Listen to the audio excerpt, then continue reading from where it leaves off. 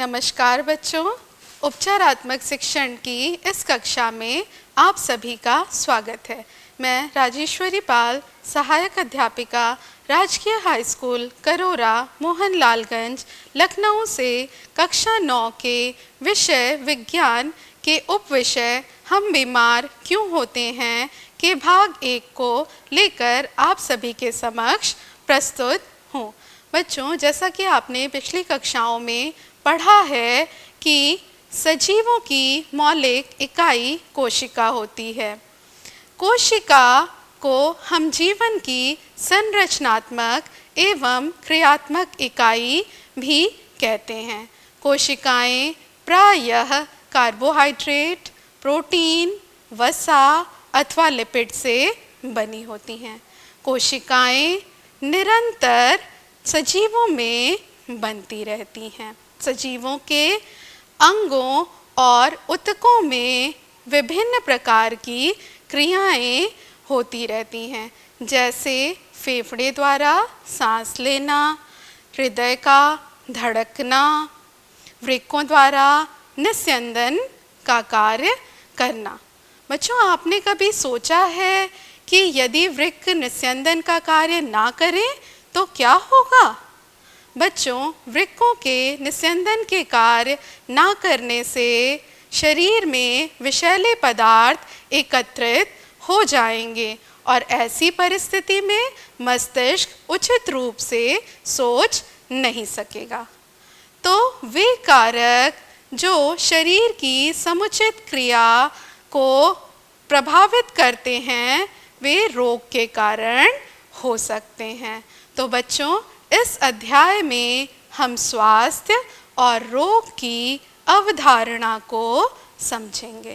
बच्चों, स्वास्थ्य शरीर की अच्छी तथा सक्षम स्थिति होती है। स्वास्थ्य का मतलब रोग मुक्त होने से नहीं होता, बल्कि स्वास्थ्य वह अवस्था है जिसके अंतर्गत शारीरिक, मानसिक तथा सामाजिक कार्य समुचित क्षमता द्वारा उचित प्रकार से किया जा सके। बच्चों, हम इसे ऐसे समझ सकते हैं कि मनुष्य की कार्य क्षमता की 3 परिस्थितियां होती हैं। पहली शारीरिक, दूसरी मानसिक तथा तीसरी सामाजिक। आप यह कह सकते हैं कि यदि कोई मनुष्य शारीरिक रूप से स्वस्थ है परंतु उसके पड़ोसियों से अच्छे संबंध नहीं हैं, तो वह मानसिक तथा सामाजिक रूप से अस्वस्थ कहलाएगा। इसलिए स्वास्थ्य वह अवस्था है जिसके अंतर्गत शारीरिक, मानसिक तथा सामाजिक कार्य समुचित क्षमता द्वारा उचित प्रकार से मनुष्य द्वारा किया जा सके। अब बच्चों, हमारे इस अध्याय में हमारे मुख्य चर्चा के बिंदु रहेंगे। पहला है स्वास्थ्य का महत्व, दूसरा व्यक्तिगत तथा सामुदायिक समस्याएं, तीसरा स्वस्थ रहने तथा रोग मुक्त रहने में क्या अंतर है, और चौथा तीव्र तथा दीर्घकालिक रोग। एक कोटेशन तो आप सभी ने सुनी होगी कि हेल्थ इज रियल वेल्थ, यानी स्वास्थ्य हमारा सबसे बड़ा गहना है। बच्चों, अगर आप स्वस्थ हैं, पूर्णतया फिट हैं, तो आप पढ़ाई में अच्छे से फोकस कर सकते हैं, परंतु आपका स्वास्थ्य यदि खराब है तो आपका पढ़ाई में मन नहीं लगेगा। तो सबसे पहला महत्व यह है कि अच्छा स्वास्थ्य हमारी कार्य करने की क्षमता को बढ़ावा देता है और हमारे सभी कार्यों को कुशलतापूर्वक संपन्न करने में सहायक होता है। दूसरा है, हम समाज में रहते हैं। मनुष्य एक सामाजिक प्राणी है, तो हमें बिना अधिक कठिनाइयों के मानसिक तथा सामाजिक दबावों को वहन करने की क्षमता भी अच्छा स्वास्थ्य ही प्रदान करता है। और तीसरा, स्वास्थ्य हमारे जीवन को खुशहाल बनाता है। यह अगर हम स्वस्थ हैं तो हमारे एक दूसरे से संबंध मैत्रीपूर्ण रहेंगे, हम प्रसन्न रहेंगे और हमारे जीवन का उद्देश्य यही होता है कि हमें हैप्पीनेस चाहिए होती है, खुशी चाहिए होती है। तो अगर हम स्वस्थ हैं, हमारा स्वास्थ्य अच्छा है, तो यह हमारे जीवन को खुशहाल बना देता है। बच्चों, अब हम एक समस्या लेते हैं। जैसे आपने देखा होगा कि हम लोग अपने घरों को तो साफ कर देते हैं, परंतु उसके आसपास हम बाहर की तरफ कूड़ा फेंक देते हैं। या कई बार ऐसा होता है कि आपके घरों के आसपास कूड़ा फेंका हुआ है और उसे उठाने वाली जो एजेंसी है वह कचरे का निपटारा नहीं कर रही है। कई दिनों तक वह कूड़ा वहीं पड़ा रह जाता है। तो ऐसी स्थिति में क्या होगा? आप तो जानते हैं कि हमारा भौतिक वातावरण हमारे सामाजिक वातावरण द्वारा सुनिश्चित होता है। यानी अगर हम अपने आसपास सफाई रखेंगे तो हम व्यक्तिगत रूप से भी साफ रहेंगे, यानी स्वस्थ रहेंगे। तो कचरे का निपटारा ना होने से स्वच्छता प्रभावित होगी और हमारे व्यक्तिगत स्वास्थ्य पर भी असर पड़ेगा। इसलिए व्यक्तिगत स्वास्थ्य के लिए हमारी सामुदायिक स्वच्छता बहुत ही अधिक आवश्यक है।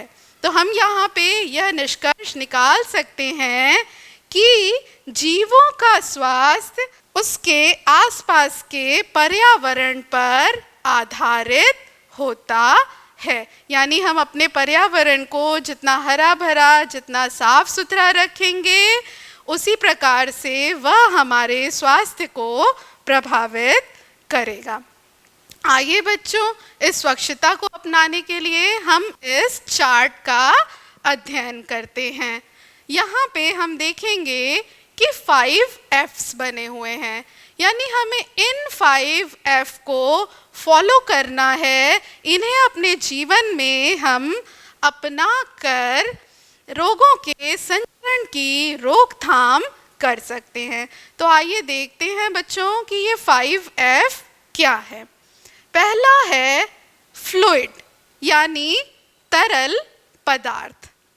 हमें तरल पदार्थ जैसे कि दूध या जल जो हम डेली लाइफ में पीते हैं उसे सदा ढक कर रखना चाहिए, जल के स्रोत को सुरक्षित करना चाहिए। दूसरा है फिंगर्स, यानी हमारी उंगलियां। हम लोग खाना खाने से पहले कई बार अपने हाथ नहीं धुलते हैं, तो हमें यह ध्यान रखना चाहिए कि साफ सफाई का पहला कदम यह है कि हम खाना खाने से पहले या भोजन करने के बाद अपने हाथों को साबुन से धोएं। मल त्याग के बाद भी हम अपने हाथों को साबुन से धोएं। तीसरा है फ्लाइज। बच्चों, कई बीमारियों का जो संचरण होता है वह फ्लाइज द्वारा होता है, मक्खियों द्वारा होता है। तो हमें अपने आसपास साफ सफाई रखनी चाहिए और जो खाद्य पदार्थ हम भोजन के रूप में ग्रहण करते हैं उसे सदा ढक कर रखना चाहिए। चौथा है फील्ड्स। अब जो भी हम भोजन ग्रहण करते हैं वह खेतों से ही आता है, वह फील्ड से ही आता है। तो हमें उन सब्जियों को, उन फलों को ग्रहण करने से पहले साफ कर लेना चाहिए, क्योंकि खेतों में इंसेक्टिसाइड्स यानी कीटनाशकों और खरपतवारनाशी का प्रयोग किया जाता है। तो हमें उपयोग करने से पूर्व सब्जियों व फलों को अच्छे से साफ कर लेना चाहिए। लास्ट है हमारा फ्लड। तो हमें उचित जल निकासी की व्यवस्था करनी चाहिए। कई बार आपने देखा होगा कि नालियों में पॉलीथीन जमा हो जाती है, जिसकी वजह से शहरों में या गांव में जो हमारी नालियां होती हैं उनसे जल आसानी से नहीं निकल पाता है। तो हमें उचित जल निकासी की व्यवस्था भी करनी चाहिए। तो बच्चों, इन 5 F's को फॉलो करके आप विभिन्न प्रकार के जो रोग हैं उसके संचरण की रोकथाम कर सकते हैं। बच्चों, अब हम देखते हैं स्वस्थ तथा रोग मुक्त रहने में अंतर। रोग का अंग्रेजी शब्द है डिजीज, अर्थात डिस्कम्फर्ट या असुविधा। जब हम डिजीज को स्प्लिट करेंगे तो हम देखेंगे डिस प्लस ईज। डिस से मतलब यहाँ पे हम डिस्टर्ब यानी बाधित, और ईज यानी आराम। जब हमारे शरीर का आराम बाधित हो तो वहाँ पर रोग हो सकता है। बच्चों, आपने पहले ही पढ़ा कि अच्छा स्वास्थ्य उसे कहते हैं जब मनुष्य शारीरिक, मानसिक एवं सामाजिक रूप से अपनी सभी क्षमताओं का भरपूर उपयोग करे। परंतु रोग के समय ऐसा नहीं होता है।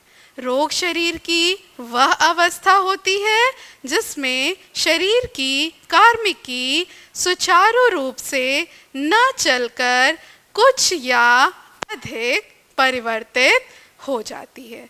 बच्चों, हम इसे इस प्रकार से समझते हैं कि हमारा शरीर अनेक ऊतकों, अंगों और अंग तंत्रों से बना होता है। यह सभी एक समन्वय में कार्य करते हैं। परंतु जब व्यक्ति रोग से ग्रसित हो जाता है तो उस स्थिति में शरीर के एक या अनेक अंग तंत्रों की क्रिया एवं संरचना में परिवर्तन उत्पन्न हो जाते हैं और मनुष्य को अपने कार्य करने में अक्षमता महसूस होती है। बच्चों, अब हम पढ़ेंगे तीव्र तथा दीर्घकालिक रोग के बारे में। रोग की अवधि के आधार पर रोगों को दो समूहों में वर्गीकृत किया जाता है, तीव्र रोग और दीर्घकालिक रोग। बच्चों, तीव्र नाम से ही स्पष्ट है कि यह रोग बहुत ही कम अवधि के लिए होते हैं और इन रोगों से रोगी उपचार के बाद पूर्णतया स्वस्थ हो जाता है, जैसे सर्दी या जुकाम। दीर्घकालिक रोग, यह रोग लंबी अवधि के लिए होते हैं और ये जीवन पर्यंत बने रहते हैं, जैसे कैंसर तथा मधुमेह। बच्चों, तीव्र रोग जैसे खांसी जुकाम प्रायः हम सभी को होता रहता है, जो कि लगभग एक सप्ताह में ही ठीक हो जाता है। इससे हमारे स्वास्थ्य पर कोई विशेष कुप्रभाव नहीं पड़ता। यदि आप खांसी जुकाम से ग्रसित हैं तो आप विद्यालय एक सप्ताह ना जाकर आप घर पे अपना इलाज कर सकते हैं और आप तुरंत ही ठीक हो जाएंगे। फिर आप अपनी क्लासेस को अटेंड कर सकते हैं। परंतु यदि आप दीर्घकालिक रोग से पीड़ित हो गए, जैसे कि फेफड़े के क्षय रोग से यदि व्यक्ति संक्रमित हो जाए तो वह कई वर्षों तक बीमार होने के कारण अपने कार्य को मुश्किल से कर पाएगा और उसमें अनेक लक्षण उत्पन्न हो जाएंगे, जैसे व्यक्ति का वज़न कम होने लगेगा, उसे थकान महसूस होगी। तो बच्चों, तीव्र रोग जो हैं अपना प्रभाव व्यक्ति पर कुछ ही समय के लिए डालते हैं, परंतु दीर्घकालिक रोग का प्रभाव व्यक्ति पर काफ़ी समय के लिए पड़ जाता है। तो बच्चों, आज की कक्षा में आपने पढ़ा, जो हमने मेन टॉपिक्स लिए थे उसमें स्वास्थ्य का महत्व क्या है, व्यक्तिगत तथा सामुदायिक समस्याओं के अंदर हमने कचरे का निपटान देखा था और स्वच्छता को अपनाकर आप किस तरह से रोगों के संचरण को रोक सकते हैं, और तीसरा, स्वस्थ रहने तथा रोग मुक्त रहने में क्या अंतर है, चौथा है तीव्र तथा दीर्घकालिक रोग क्या होते हैं और इनका व्यक्ति पर क्या प्रभाव पड़ता है। बच्चों, अंत में मैं आपको यह गृह कार्य दे रही हूँ यदि आपको इन प्रश्नों के उत्तर को हल करने में कोई समस्या आ रही है तो आप अपने विषय अध्यापक की सहायता ले सकते हैं। प्रश्न 1 यह है कि अच्छे स्वास्थ्य के कोई 2 लाभ बताइए। यहाँ आपको स्वास्थ्य के महत्व को दर्शाना है। कोई लक्षण लिखिए कि जब आपको लगे कि आपको डॉक्टर के पास जाना चाहिए। यदि आप रोगग्रसित हैं, आप में कोई लक्षण दिखाई दे रहे हैं, तो आपको उन दोनों लक्षणों को लिखना है। निम्न में से दीर्घकालिक रोग कौन सा है? जुकाम, पीलिया, आई फ्लू या दस्त। और चौथा, पिछले महीने आपको डेंगू हो गया, भविष्य में आपको व आपके परिवार के किसी सदस्य को यह बीमारी ना हो, इसके लिए आप क्या उपाय करेंगे? तो बच्चों, ये क्वेश्चंस आपको अपनी कॉपी में करने हैं। आशा करती हूँ कि आज के इस उपचारात्मक शिक्षण में आपको हम बीमार क्यों होते हैं का भाग 1 समझ आया होगा। धन्यवाद।